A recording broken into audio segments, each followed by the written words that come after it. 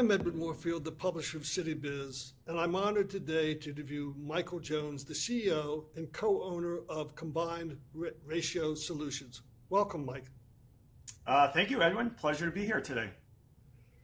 Can you introduce our audience to Combined Ratio Solutions? Where's the company located and how many employees? Just a snapshot of the company. Sure thing. So we service the property casualty insurance business. So naturally, we're located here in beautiful Hartford, Connecticut, which is certainly a big hub for insurance companies. We have offices in certainly Hartford. We have offices in New York City, Montevideo, Uruguay, Wow. Tbilisi, Georgia, Buenos Aires. What am I missing? Belgrade, Serbia, and I think that's it. Yeah, I got them all. And we're a little over 200 employees globally.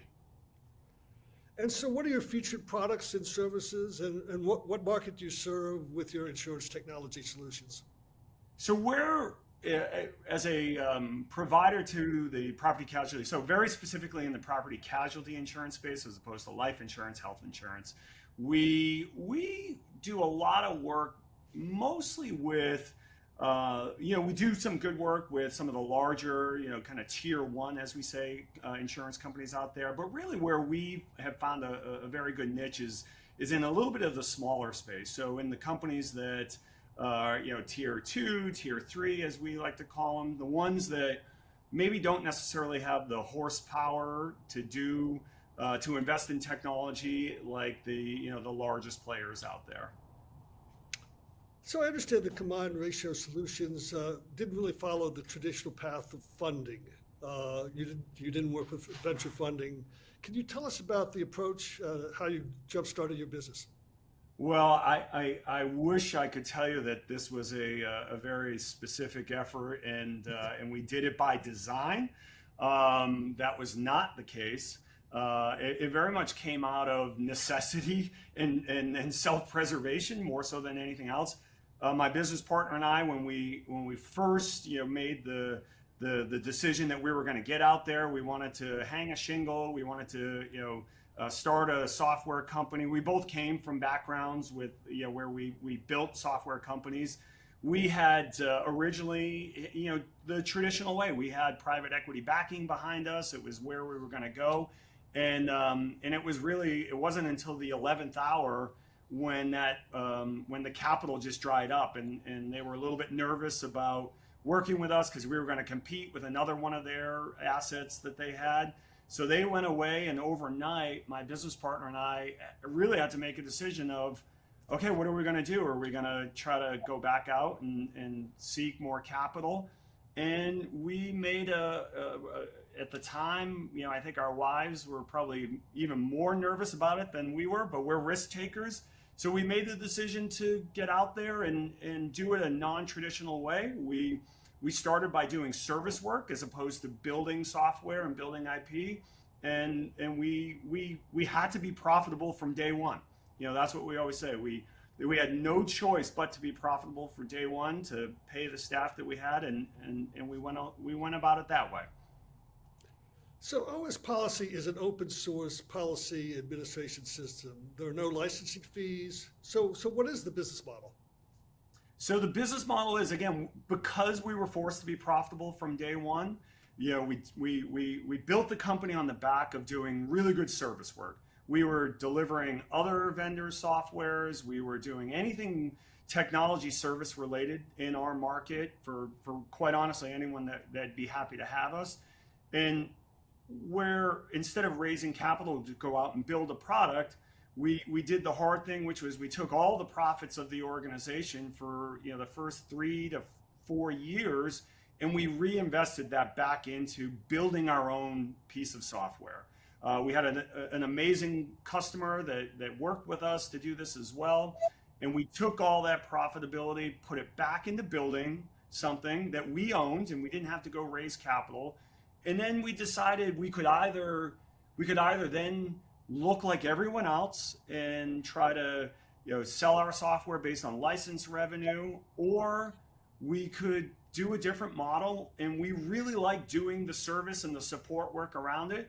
So we took what we paid for, what we built, and we open sourced it. It's, the code is available in the open market, and we like to continue to do that service work. So the way we monetize this is by doing all the support and service work and the hosting and everything else that goes around, an insurance company being able to manage and run that piece of software. So I guess that explains why you consider you and your team as rebels. Rebels, yeah, no, and we're very fortunate, right? If I look at our competition, there's a few of them that are publicly traded, but the majority of them are, private equity backed. And again, it's a model that exists not just in our space, but every space where, the private equity, they're looking for an exit over a certain amount of time, and they need to be able to, have a valuation. And license revenue is a very popular valuation. And we said, we don't have to do that. We can come about this a different way. So yes, we consider ourselves rebels in that sense. So you've leveraged talents from around the world since its founding. Tell me how that has benefited the growth, and how have you sourced your talent, and are there any lessons that you've learned from your global sourcing of talent? Well, I could tell you based on where my passport has been stamped in the various geographies. I could tell you lessons certainly about what foods and what things you shouldn't do. But we since an early day, both my business partner and I, we were fortunate enough to get exposed to various geographies around the world and the types of talents. And it's not to say here in the U.S. that we have amazing talent here. There are different disciplines that we have been exposed to based on the different geographies that we're at, the universities, the way they teach, engineering, computer science and engineering programs. And we have really found that that's been just such a benefit for us. We found the various geographies that we like the disciplines, we like the way people are educated and coached up, and the skill sets that they have. And we've kind of went out from there and said, okay, that is a level of discipline that works well with our culture, with what our customers want. And we've kind of expanded out based on that model. So you share the leadership and ownership of the company with Luke Magnan. How do you share management responsibilities, and how does this give the company a competitive advantage?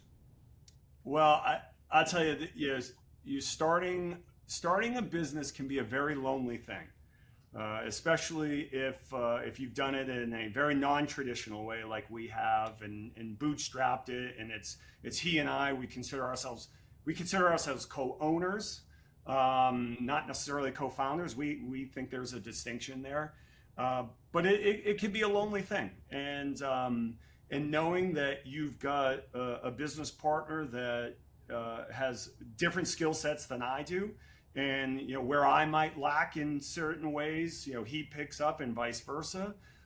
It's hard. Both Luke and I, we have this moniker. We say, we're not friends. Maybe in a different world, in a different life, we certainly would be. So we approach everything that we do relative to how we run this business. Hey, you're going to focus on, these streams. I'm going to focus on these streams. And it allows us to also have challenging conversations where, if you start a business with a buddy of yours, sometimes those are difficult conversations.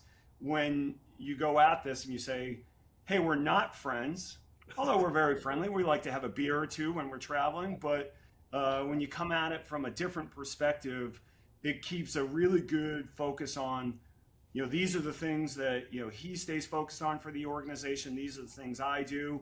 And we support each other when there does need to be overlap, I think, very well. So the company was founded in 2018. Can you share some of the important milestones since the founding? Since 2018, I would say all the milestones are probably focused on resilience more than anything else. We can all, rewind the clock 5 years and we know what happened. So, here you are, you start this company, you have to make it profitable from day one.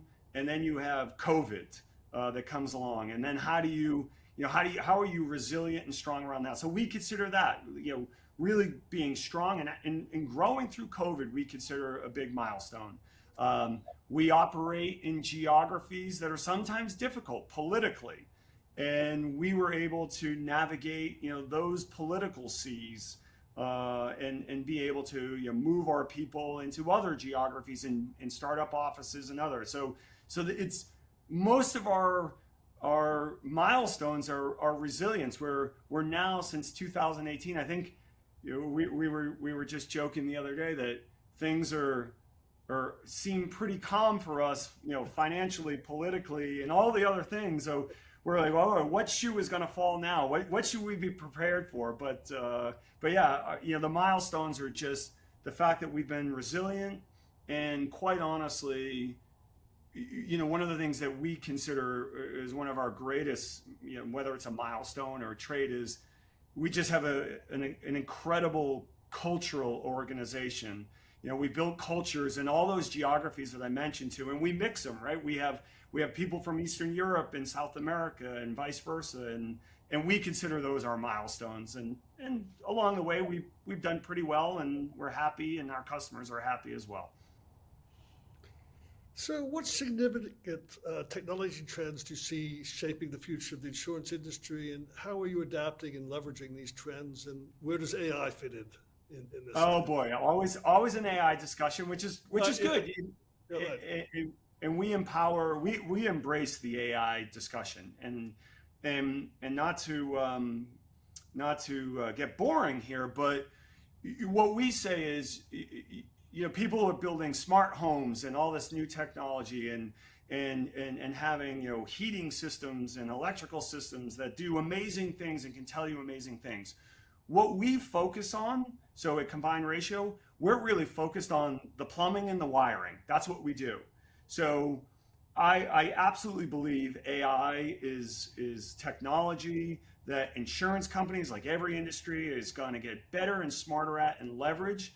And at Combined Ratio, we want to empower our clients to do that. What we say is, and what our offering is, it's really around making sure you have the best plumbing and the best wiring to, for those companies to leverage AI and to leverage what might be next beyond AI. So Mike, is there any part of your journey, your personal journey and the company's journey, that you haven't shared with us that you'd like to share with us? Oh, the personal journey. Well, I will tell you, as a organization, I mentioned a little bit when we talked about, just the partnership with Luke and I, beyond that, having a family situation that allows you, is willing to, my wife and my family that are willing to, sit there and watch us take big risks. And Luke and his family, it's the same thing. Everything that we've done is around taking very calculated risks, and being willing to take risks that, quite honestly, a lot of people maybe wouldn't have the stomach for, but to have a support network that supports that. Sometimes I have to question whether they should or not, but they do. And having that sort of support network personally to allow you to take risks has been just very empowering, very comfortable, and knowing that, I got a business partner that has my back, and I have a family that is also, has my back and willing to let us do the crazy things that we do. Well, Mike, I want to thank you for sharing your journey and your company's journey, and we wish you the best of luck going forward, and keep us apprised with any big developments as you move forward. Thank you. We will, Edwin. Appreciate you having me on today. This was fantastic. Looking forward to chatting again.